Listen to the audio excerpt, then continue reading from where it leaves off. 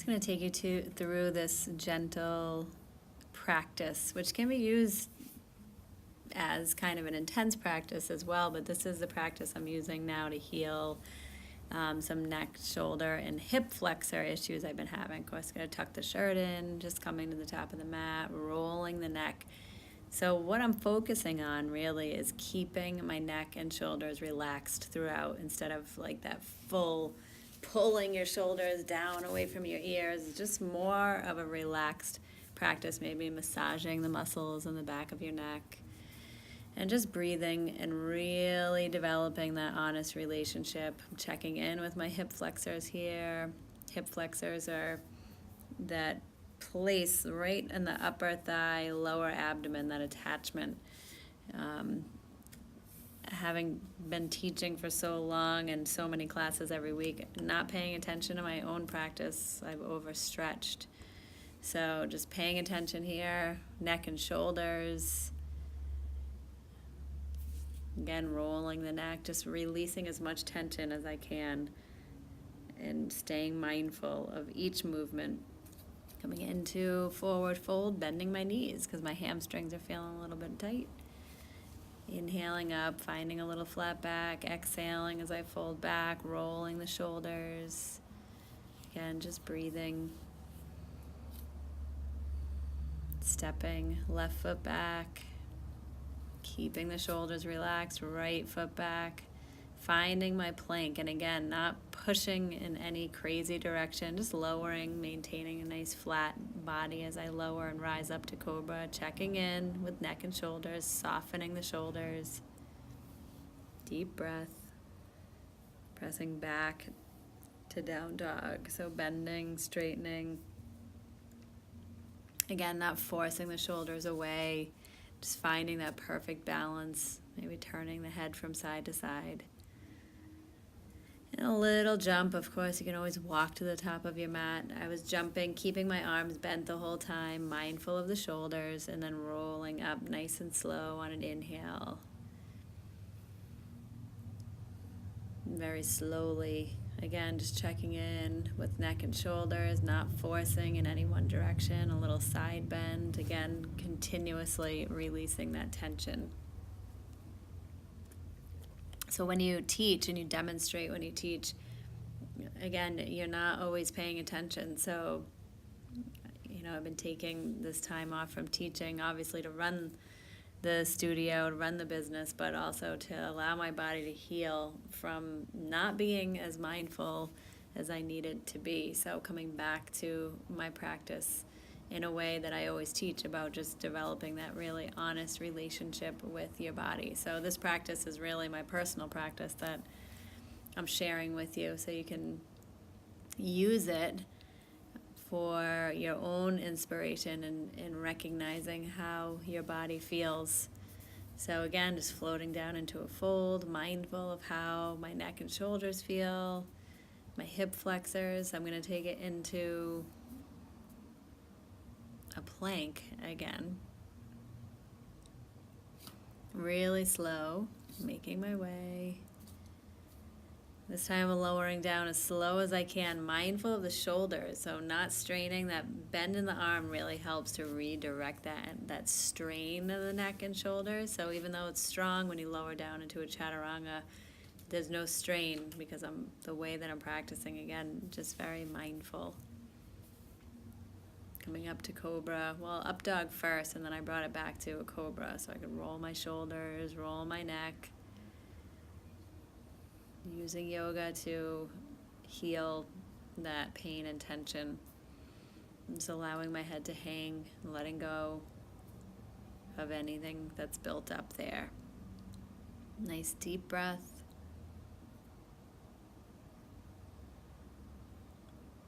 Being patient. Of course, you can see the little bits of construction that are happening there, the paint cans and the rug that's rolled up, because this room's going to be a boutique soon. That easy jump again, back to the fold, rolling up nice and slow. Inhale as I roll up. Checking in again. These points of focus. Rotate the shoulders, loosen the neck. Hip flexors, again, pulling that knee up. Balance, of course. Crossing it over for a chair. Keeping my arms relaxed instead of super stretched in any one direction. So that way, again, mindful of the neck and shoulders.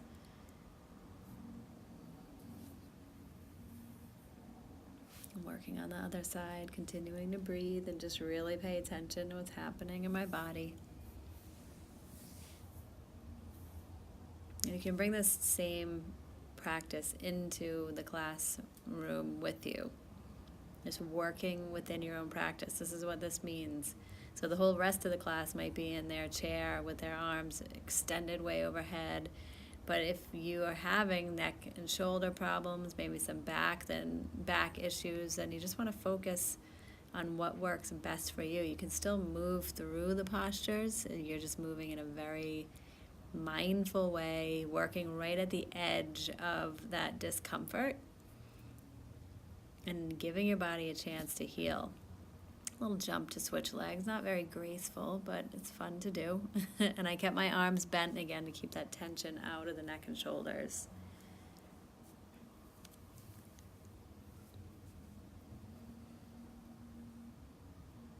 Some of the most enjoyable practices are the ones that we just kind of let go and move through. There's no, quote unquote perfection happening at all. We're just moving our bodies and breathing, trying new things. I felt like it was important to show you what an honest practice is. That it's not always full out, crazy postures, full expression, or what you would consider to be full expression. Some of this for me right now with how my body feels is full expression. And this little crouch helps again just to let go of the hip flexors, give them a break when I'm crunched in like this in a squat. Nice deep breath. Now I'm going to take it into my warrior one. So this is a big hip flexor stretch. My left leg is back, so that's the hip flexor that is being stretched. I'm just checking where my hips are. So if you're feeling any discomfort in the hip flexor, bend the back leg a little bit, just like I'm doing there. I'm pulling that hip forward. My foot is only slightly turned out. It's not way turned out. I'm just finding that edge of the posture. And again, checking in with my neck and shoulders. My arms are not completely extended. I'm working within my own practice, breathing, just finding ease.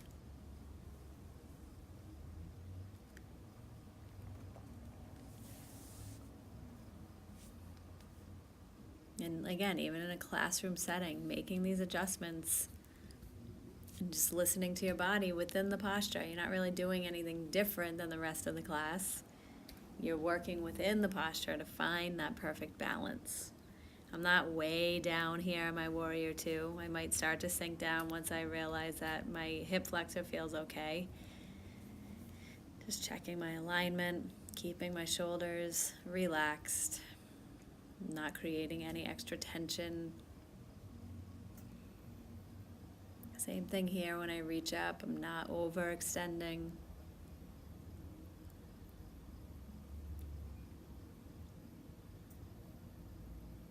Every movement is thoughtful.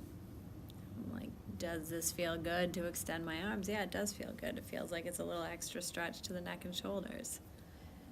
And then when it started to get uncomfortable, I released it and brought my hands down.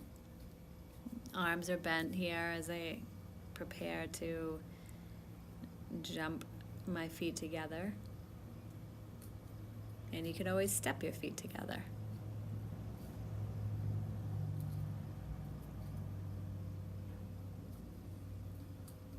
Now, warrior one on the other side. Right leg back. Again, just checking in with my hip flexors. I'm going to press my hips forward right there, lengthen the spine. The back leg is bent a little bit because it eases that tension in the hip flexor. And then I work from there, deep breathing, just seeing where I can go with it. So I'm not bent very low in that left leg because I'm listening to my body and where it needs to be. in this practice.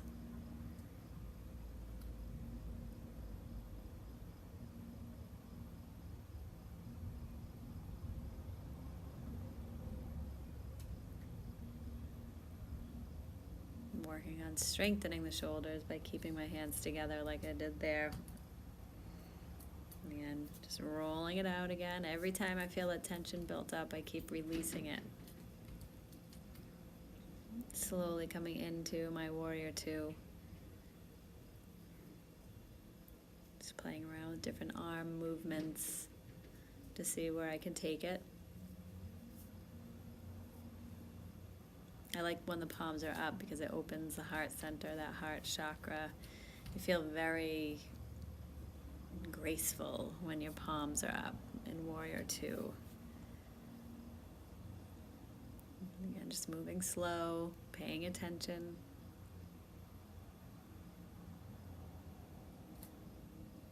Making adjustments even as I come all the way into that fold. Arms are bent, jumping feet together, coming back to that squat, giving the hip flexors a break. When I come into the squat, I'm able to tell, even though I was paying attention deeply, did I really honestly move how I needed to? And I felt that I did, actually. There was barely any tension. It was actually starting to feel better. Rolling up nice and slow, rolling the shoulders again, letting go of that tension, one shoulder at a time. Deep breath.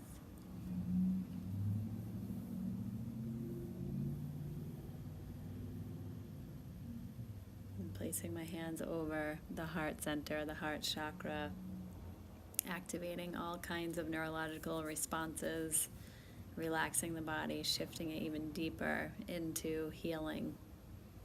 So hopefully this helps you develop your own practice, staying mindful in your practice, honest with the relationship that you have, that you're developing with your body, and moving that way so that way you don't injure yourself.